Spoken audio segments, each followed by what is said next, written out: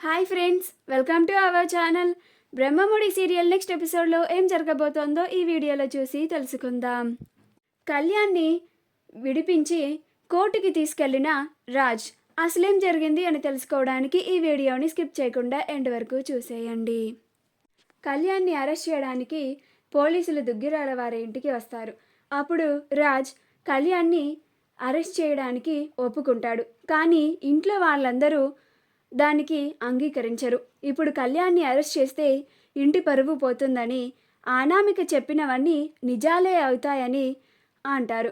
అప్పుడు రాజ్, ఇప్పుడు కళ్యాణ్ని అరెస్ట్ చేయనివ్వకుండా ఉంచాలి అంటే మనం అనామికతో మాట్లాడాలి. అప్పుడు ఆ అనామిక ఏం చెప్తే అది చేయాలి. అప్పుడే కళ్యాణ్ అరెస్ట్ అవ్వకుండా ఉంటాడు. ఇప్పుడు ఆ అనామికతో మీరు చెప్పినట్లుగానే మాట్లాడతాను. కానీ ఆ అనామిక కళ్యాణ్ని తన దగ్గరికి వచ్చి క్షమాపణ కోరమని అడుగుతుంది. అప్పుడు కళ్యాణ్ వెళ్ళి ఆ అనామికని బతిమాలుకోవాలి అని అంటాడు. మళ్ళీ అనామికని ఈ ఇంటి కోడలిగా ఇంటికి తీసుకురమ్మని కోరుతుంది. అదంతా మీకందరికీ ఇష్టమేనా? అనామిక మళ్ళీ తిరిగి ఈ ఇంట్లో కోడలిగా అడుగు పెట్టడం మీ అందరికీ ఇష్టమేనా అని అంటాడు. మీ అందరికీ ఇష్టం అంటే నేను అలానే చేస్తాను అని అంటాడు. అప్పుడు అందరూ ఏం మాట్లాడకుండా అనామిక ఈ ఇంటికి రావడం ఇష్టం లేదు అన్నట్లుగానే ఉంటారు. అప్పుడు కళ్యాణ్, నేను ఆ పని చచ్చినా చేయను అన్నయ్య. ఆ అనామికతో ఇక నేను కాపురం చేయలేను. ఇన్నాళ్ళు నేను ఆ అనామిక టార్చర్ని అనుభవించి అలసిపోయాను. ఇన్నాళ్ళు నాకు అసలు ప్రశాంతతే లేదు. ఇప్పుడు ఆ అనామికకి విడాకులిచ్చి కొంచెం ప్రశాంతంగా బ్రతుకుదామని ఆశపడుతున్నాను అని అంటాడు. అప్పుడు రాజ్, చూసావా పిన్ని, నా తమ్ముడు నోట్లో నుంచి ఎలాంటి మాటలు వస్తున్నాయో ఇవన్నీ ఒక అన్నగా నేను వినలేకపోతున్నాను, విని తట్టుకోలేకపోతున్నాను అని అంటాడు. నేను అర్థం చేసుకోగలను. తమ్ముడు ఇలా మాట్లాడుతుంటే మీ ఇద్దరికీ ఎలా ఉంటుందో. ఇప్పుడు మనం పరువు పోతుందని అని ఆలోచించకూడదు. ఎలాగో పోయిన పరువు ఎలాగో పోయింది. ఇప్పటి నుంచైనా మనం కళ్యాణ్ సంతోషం గురించి ఆలోచిద్దాం అని అంటాడు. అప్పుడు అందరూ అలాగే రాజ్, నువ్వు చెప్పినట్లుగానే చేద్దాం అని అంటారు. దానికి ధాన్యలక్ష్మి, ప్రకాశంలు కూడా అంగీకరిస్తారు. అప్పుడు రాజ్, ఇన్స్పెక్టర్ గారు, మీరు మీ డ్యూటీని చేయండి, తర్వాత అంతా నేను వచ్చి ఫార్మాలిటీస్ అన్నీ నేను చూసుకుంటాను అని అంటాడు. అప్పుడు ఇన్స్పెక్టర్ గారు అలాగే సార్ అని ఇద్దరు కానిస్టేబుల్ని కళ్యాణ్ని తీసుకురమ్మని చెప్తాడు. అప్పుడు కళ్యాణ్, అవసరం లేదు సార్, నేనే వస్తాను పదండి అని పోలీసులతో కళ్యాణ్ పోలీస్ స్టేషన్కి వెళ్తాడు. అలా పోలీసులు కళ్యాణ్ని అరెస్ట్ చేసుకొని తీసుకెళ్తారు. ఆ తరువాత ఇందిరాదేవి, రాజ్, నువ్వు ఏం చేస్తావో తెలియదు, కానీ కళ్యాణ్కి ఆ అనామికకి విడాకులు ఇప్పిస్తానన్నావు కాబట్టి అదే మంచి పని అని మాకు అనిపిస్తుంది. అప్పుడు ధాన్యలక్ష్మి, అవును అత్తయ్య, ఎలాగైనా సరే కళ్యాణ్కి అనామికకి విడాకులు ఇప్పించి ఈ ఇంటికి పట్టిన పీడ విరగడవుతుంది. అప్పుడే నా కొడుకు కష్టాలన్నీ తీరిపోతాయి అని అంటుంది.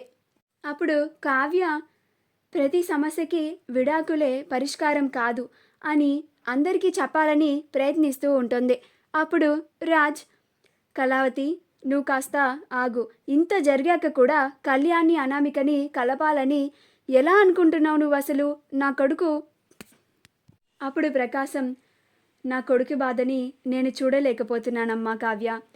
ఇప్పుడైనా ఇక మనం మేల్కొని ఆ కళ్యాణ్ కోసం నిలబడి కళ్యాణ్కి అనామికలకి విడాకులు ఇప్పించి తీరాల్సిందే అని బాధపడుతూ అంటాడు. అప్పుడు రాజ్, కళ్యాణ్కి విడాకులు ఇప్పించే బాధ్యత నాది బాబాయ్. కళ్యాణ్ ఇకపైన సంతోషంగా ఉంటాడు. కళావతి, ముందు మన ఇద్దరం వెళ్ళి కళ్యాణ్ని పోలీస్ స్టేషన్ నుంచి విడిపించి తీసుకొని వద్దాం పద అని అంటాడు. అప్పుడు కావ్య, సరే పదండి అండి అని ఇద్దరూ కలిసి పోలీస్ స్టేషన్కి వెళ్తారు. ఆ తరువాత రాజ్ వాళ్ళ లాయర్ చేత పోలీస్ స్టేషన్లో ఇన్స్పెక్టర్ గారితో మాట్లాడిస్తారు. అప్పుడు ఇన్స్పెక్టర్ గారు రాజ్ వాళ్ళ కుటుంబం చాలా పరువుగల కుటుంబం అని లాయర్ గారితో కాల్లో మాట్లాడి ఫార్మాలిటీస్ అన్నీ పూర్తి చేసిన తరువాత కళ్యాణ్ని రిలీజ్ చేస్తారు. అప్పుడు కళ్యాణ్ రాజ్ని పట్టుకొని బాధపడుతూ ఉంటాడు. నేను మానసికంగా చాలా కుంగిపోయాను అన్నయ్య, ఇక నా వల్ల కావడం లేదు అని అంటాడు.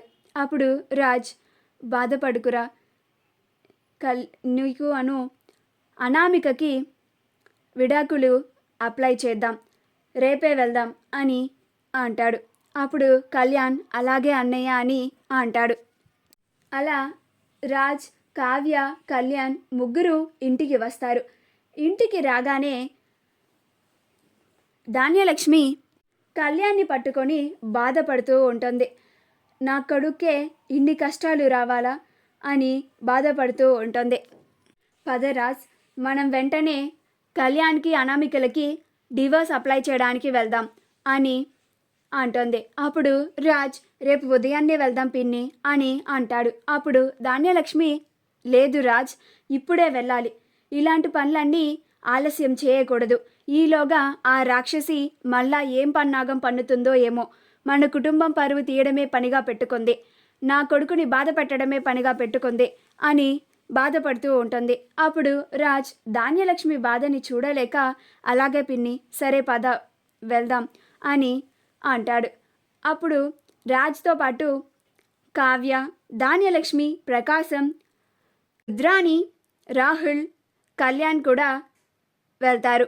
రుద్రాణి రాజ్ వాళ్ళు వెళ్తూ ఉంటే రాజ్, నేను కూడా వస్తాను అని రుద్రాణి, రాహుల్ ఇద్దరూ కూడా వాళ్ళ వెంట వెళ్తారు. అలా వీళ్ళంతా కారులో కోర్టు దగ్గరికి చేరుకుంటారు. అక్కడ మీడియా అంతా Kalyan down down, Kalyan down down అని కళ్యాణ్ గురించి నిరసన చేస్తూ ఉంటారు. కళ్యాణ్ని కారు దిగకుండా లోపలే కూర్చోమని రాజ్ చెప్పి మిగతా వాళ్ళంతా కారుని దిగుతారు. అక్కడ వాళ్ళంతా నిరసన చేయడం చూసి రుద్రాణి, రాహుల్ ఇద్దరూ చాలా ఆనందిస్తూ ఉంటారు. వాళ్ళు ఇదంతా చూసి ఆనందించడానికే వచ్చారు అని చాలా ఆనందపడుతూ ఉంటారు.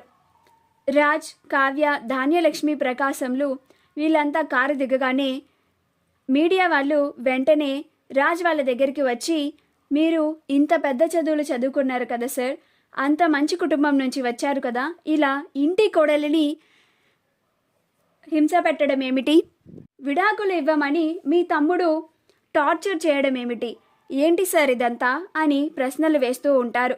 మా వీడియో కనుక మీకు నచ్చినట్లయితే లైక్ చేయండి, షేర్ చేయండి, మా ఛానల్ని సబ్స్క్రైబ్ చేసుకోండి, పక్కనే ఉన్న బెల్ ఐకాన్ని క్లిక్ చేయడం మాత్రం మర్చిపోకండి.